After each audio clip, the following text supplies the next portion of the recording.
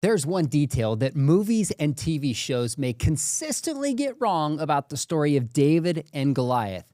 It's understandable, but I think we need to consider changing it. Now, before I get into that, realize that the story of David and Goliath is my all-time favorite biblical story. Hands down. I have memories as a kid. I had this Hasbro record player and this orange record. I would listen to it over and over and over again. And it was this song and the story about David knocking the giant down, and it just captured my imagination. So when I came across the issue we're discussing today, it's no exaggeration to say I was somewhat surprised and shocked that there was even debate about this issue tied to the story of David and Goliath. So here's what it is. I think the issue that we maybe get wrong in the story is the height of Goliath. Now, this might shock you. The very first time I ever heard that there was even debate about Goliath being not 9 feet tall was about 20 years ago at the Evangelical Theological Society. I heard some professional discussions that were sophisticated about the Dead Sea Scrolls and the Masoretic Text and textual criticism, and about how many scholars don't think that Goliath was 9 feet tall. I was, first off, fascinated, and second, I was shocked that he wasn't 9 feet tall. I mean, all of our children's books and all of our movies portray David at 9 feet, maybe 12 feet, sometimes looks more like he's 15 or 20 feet tall if you include the VeggieTales.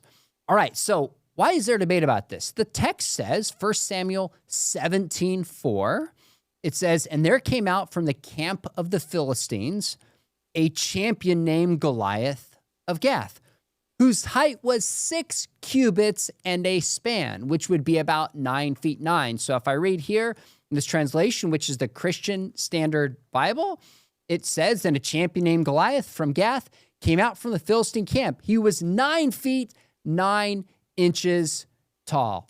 This is the standard story. The Bible says it.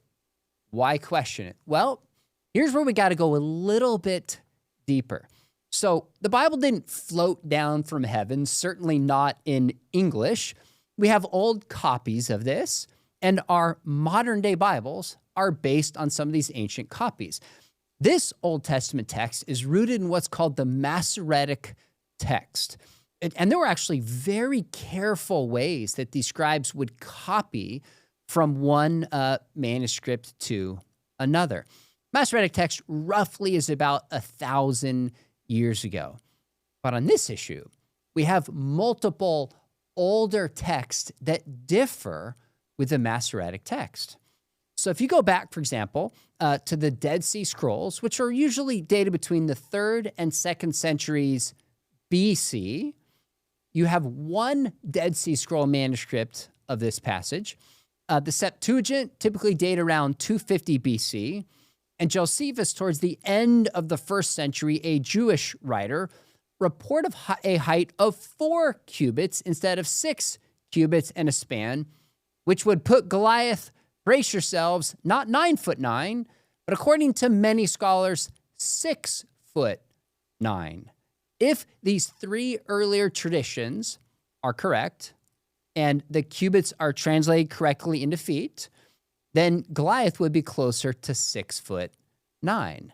Now, before we go any further, this doesn't necessarily make Goliath not a giant, because the average height during this time was typically between 5 and maybe 5'5". Some say like 5'3" to 5'5", and we know this from skeletal remains.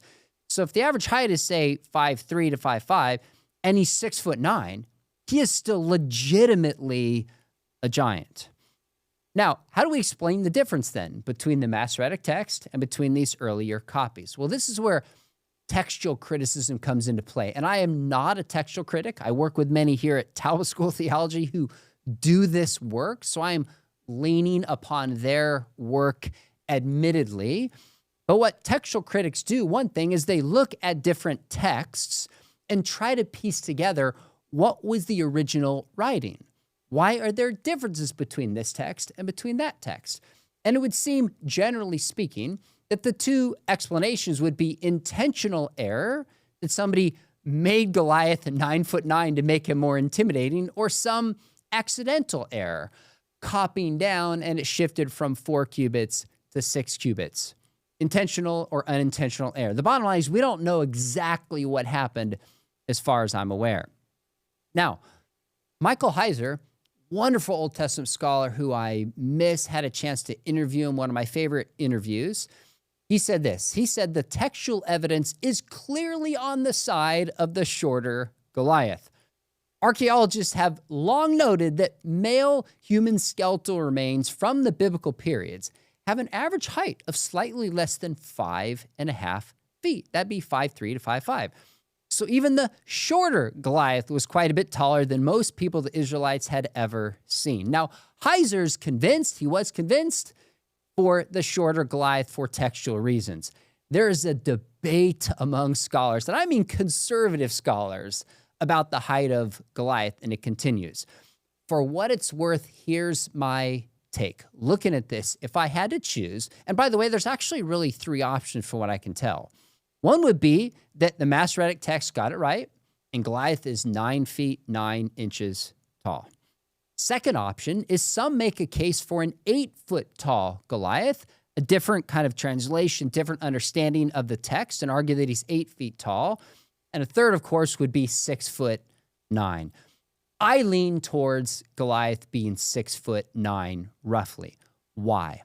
3 reasons. Number one, physiologically, it's the most reasonable. Apart from this, the tallest person who ever lived that we're aware of was 8 feet 11 inches tall. And this person, Guinness Book of World Records, he died early. There's a lot of pressure on his body. Certainly wasn't an intimidating warrior. There's questions whether or not it's physiologically possible for somebody to have been 9 feet 9 inches tall. Now you say the Bible's full of miracles. Yeah, but there's nothing cited here in this story that makes us think God supernaturally made him 9'9". So given human beings and physiology, an 8-foot or even a 6'9" is far more likely. Second, I think internally it makes the most sense. So we often call the story David versus Goliath, but really it's David versus Saul.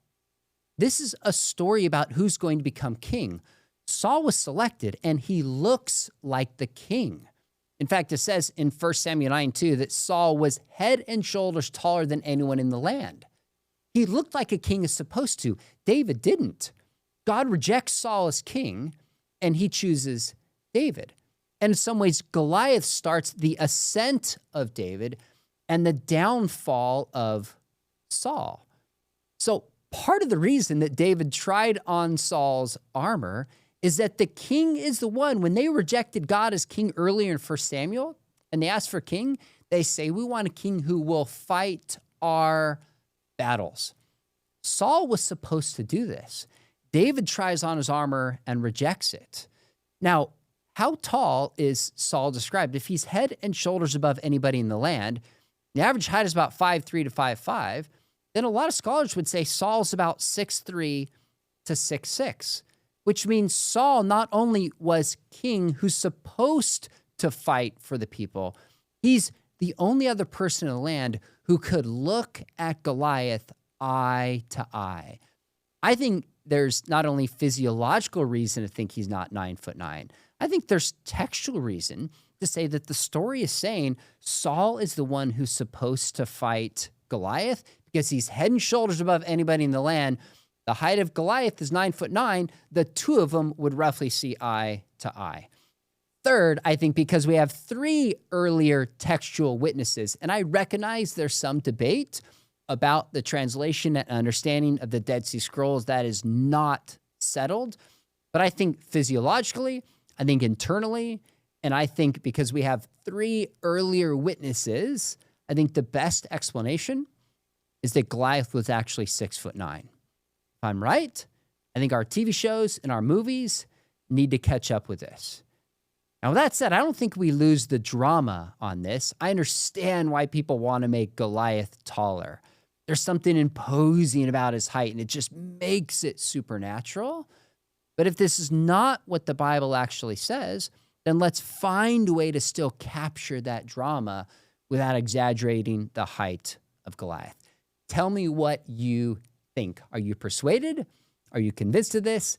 Give me your take. And with that said, let me know if a short take like this on my channel also is helpful. This is something we want to try new. Let us know. Thanks for watching.